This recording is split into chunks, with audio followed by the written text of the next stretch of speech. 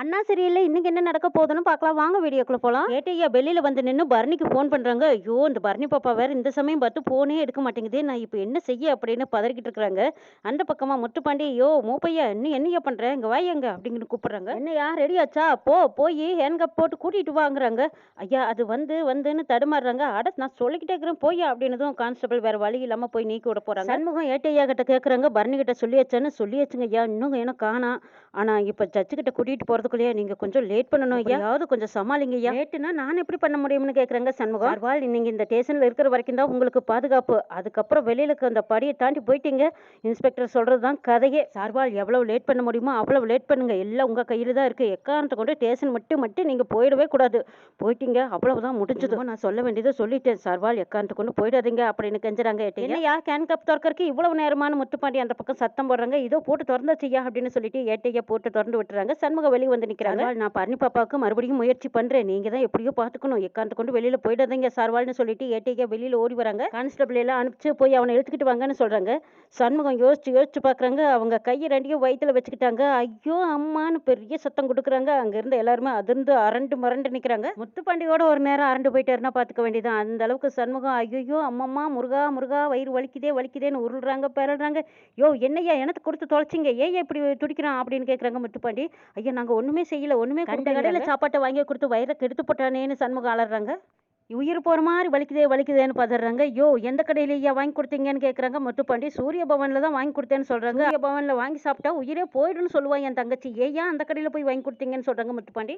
ஐயோ என் தலை உருள போகுது புடிங்க அவனை புடிங்கிறாங்க சண்முகம். அந்த கோட்டுக்கு இந்த கோட்டுக்கு நாலா மலையும் உருண்டு பெரண்டு பெஞ்சு கிஞ்சு எல்லாம் மேல கீழே எல்லாம் ஏறி உருள்றாங்க. 5 பேர் சேர்ந்தும் கூட நம்ம சண்முகனை பிடிக்க முடியல. சண்முகமும் கஷ்டத்தையெல்லாம் மறந்து அதெல்லாம் ஒரு பக்கம் கிடக்கட்டுன்ட்டு எப்படியோ இந்த முத்துப்பாண்டி கண்ணை கட்டணுமே வேற வழி இல்லையே. அதுக்காகவே 4 மலையும் உருண்டு பெறல்றாரு. ஆளுக்கு ஒரு பக்கம் கோழியை பிடிக்கிற மாதிரி அங்க ஓடுறாங்க இங்க ஓடுறாங்க. ஓடி வந்து பிடிக்கிறாங்க. சண்முகமும் பிடிக்க கீழே குமிச்சு நழுவி ஓடிக்கிட்டு இருக்காங்க. வெளியில ஏட்டையாவும் வந்து ஐயோ பரணி பாப்பா வேற போனே எடுக்க மாட்டேங்குதே. சண்முக சார்பால் எவ்வளவு நேரம் தான் சமாளிப்பாருன்னு தெரியலையே.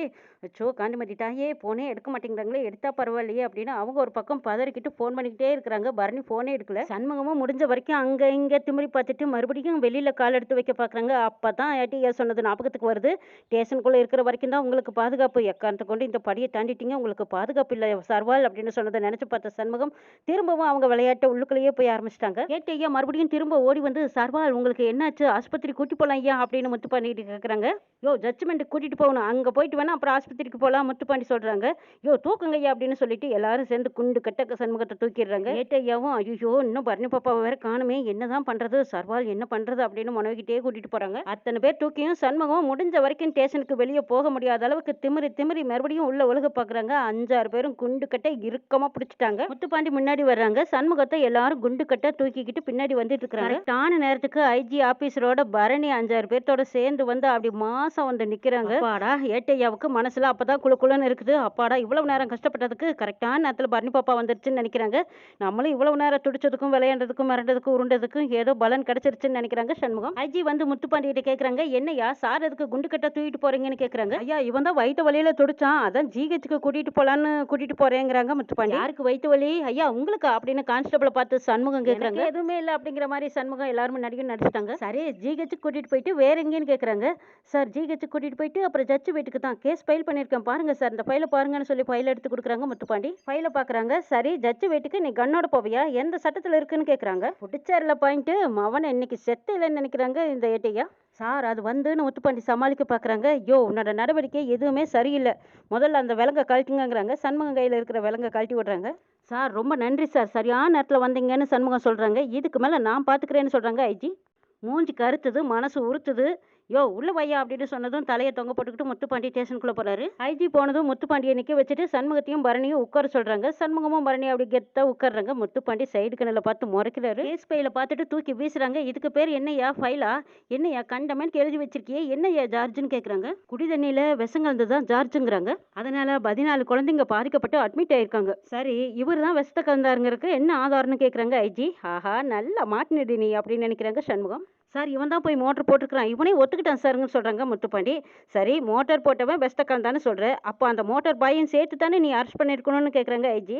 அவனை அரெஸ்ட் பண்ணினியான்னு கேட்குறாங்க. இல்லை சார், இவன் மட்டும்தான் மோட்டர் போட்டிருக்கான், அதனால இவனை மட்டும்தான் அரெஸ்ட் பண்ணேங்கிறாங்க. மோட்டார் பாய் இங்கே வான்னு கூப்பிட்றாங்க. வீராசாமி வந்து நிற்கிறாங்க. நீ ஏன் மோட்டர் போடலேன்னு கேட்குறாங்க ஐஜி. இவங்க வீட்டில் வேலை பார்க்குற சனியன் என்னை தனியாக கூட்டிகிட்டு போய் தண்ணியை வாங்கி கொடுத்து மட்டி ஏக்கிட்டார் சார். என்னால் எழுந்திருக்கவே முடியல, நான் அதனால தான் போய் மோட்டார் போடலன்னு சொல்கிறாங்க. நீ இதை இன்வெஸ்டிகேட் பண்ணினியான்னு ஐஜி கேட்குறாங்க. சார் அது வந்து அப்படி இப்படின்னு இழுக்கிறாங்க முத்துப்பாண்டி. எனக்கு ஒன்றுமே புரியல, என்னையா அவனையெல்லாம் யாரையா போலீஸ் வேலைக்கு சேர்த்தது? சிபிசி, சிஆர்பி இதெல்லாம் படிச்சு தானே நீ இந்த பொறுப்பு எடுத்துக்கிட்டு இந்த கேஸை இன்வெஸ்டிகேட் பண்ணணும்னு உனக்கு எப்படி தோணாம போச்சு? என்ன இன்ஸ்பெக்டரியா நீ அப்படின்னு கேட்குறாங்க. சார் சாரி சாருங்கிறாங்க முத்துப்பாண்டி. மண்ணாங்கட்டி, நீ ஜார்ஜில் என்ன சொன்ன? குடிநீரில் விஷம் கலந்துருக்குன்னு சொன்னீங்கல்ல, அந்த விஷ தண்ணியை நீ எங்கே கொண்டு டெஸ்ட் பண்ணேன்னு கேட்குறாங்க. அது எந்த மாதிரியான விஷம், எந்த லேபில் கொடுத்து நீ டெஸ்ட் வாங்கிட்டு வந்திருக்க சொல்லியா? சார் லேபில் அந்த விஷத்தை இனிமே தான் சார் அதை போய் பார்க்கணுங்கிற மாதிரி சொல்கிறாங்க. யோ என்னையா ஏன் கதிலேயே நீ பூ சுத்துறியா? சரி அதெல்லாம் விடு, சார் மேலே கேஸ் போட்டிருக்கேன்னு வைக்கி, இன்னைக்கு ஜட்ஜு வீட்டுக்கே போற. சார் எதுக்கு குண்டு கட்ட தூக்கிட்டு போனேன்னு கேட்குறாங்க. சார் அவன் வயிற்று வலியில துடிச்சான்னு சொல்கிறாங்க முத்துப்பாண்டி. சார் எனக்கு வயிற்று வலியெல்லாம் எதுவும் இல்லை, வயிறெல்லாம் நல்லா தான் இருக்குன்னு சொல்கிறாங்க சண்முகம். ஆரோக்கியமாக தான் இருக்கேன், சார் தான் கொஞ்சம் வயிறு கலங்கி போய் நிற்கிறாரு. சரி எந்த ஜட்ஜு வீட்டுக்கு நீ அக்யூஸ்ட்டை தூக்கிட்டு போற? அவரோட பேர் என்னன்னு கேட்குறாங்க ஐஜி. முத்துப்பாண்டி ஜட்ஜோட பேரை சொல்கிறாங்க. என்கிட்டயே போய் சொல்றியே, உனக்கெல்லாம் வெக்கமா இல்லை? அவர் ரிட்டையர்ட் ஆகி 1 வருஷம் ஆகுது. இப்போ ஜட்ஜா இருக்கிறவர் அறிவழகன் பிச்சாமணி. ஜட்ஜோட பேர் கூட தெரியாம நீ இவரை ஜட்ஜு வீட்டுக்கு கூட்டிட்டு போறேன்னு நீ என்கிட்ட சொல்ற. நீ சொல்றத நான் நம்பணும் அப்படித்தானே கேட்குறாங்க. சார் இல்லை சார், ஜட்ஜோட பேர் மறந்துட்டேங்கிறாங்க முத்துப்பாண்டி. சரி நீ சொல்ற மாதிரியே வச்சுக்கலாம், ஆனா ஜட்ஜு வீட்டுக்கு போகும்போது நீ எப்படி கஸ்டடியில வெப்கன் எடுத்துட்டு போவ? எந்த ஜட்ஜு அதை அலோவ் பண்ணுவாரு? ஆக மொத்தத்துல சாரை நீ ஜட்ஜு வீட்டுக்கு கூட்டிட்டு போகல, வேற ஏதோ நோக்கத்துக்காக நீ கூட்டிட்டு போற அப்படித்தானே? சார் இவன் தான் குடி தண்ணியில வெஸ்த கலந்து அதுக்கு சாட்சி கூட இருக்குதுன்னு சொல்றாங்க முத்துப்பாண்டி. என்ன யார் சாட்சி? அந்த சனி என்னான்னு கேட்குறாங்க பரணி. நீ எந்த மாதிரி சாட்சி கொண்டாட போறேன்னு எனக்கு தெரியுமையா டாக்டர்மா, அந்த வீடியோவை காட்டுங்கன்னு ஐஜி சொல்றாங்க. பரணியும் வீடியோவை ஓபன் பண்ணி காட்டுறாங்க. சனியன் ஒரு ஆளை கூட்டிட்டு வந்து தண்ணி டேங்கில் மருந்து கலக்கிறது அப்படியே வீடியோவில் நல்லா தெரியுது. ஆஹா என்னம்மா ஆட்ட ஆடுன அக்கா வச்சது பாரு உனக்கு ஆப்பு அப்படின்னு சிவபாலனுக்கு கிடைச்ச சான்ஸை விடாமல் அவங்களும் பேசி தேல்றாங்க. மேடம் அந்த வீடியோவை தண்ணி எடுத்து விடுற பையன்கிட்ட காட்டுங்கிறாங்க. பரணியும் காட்டுறாங்க.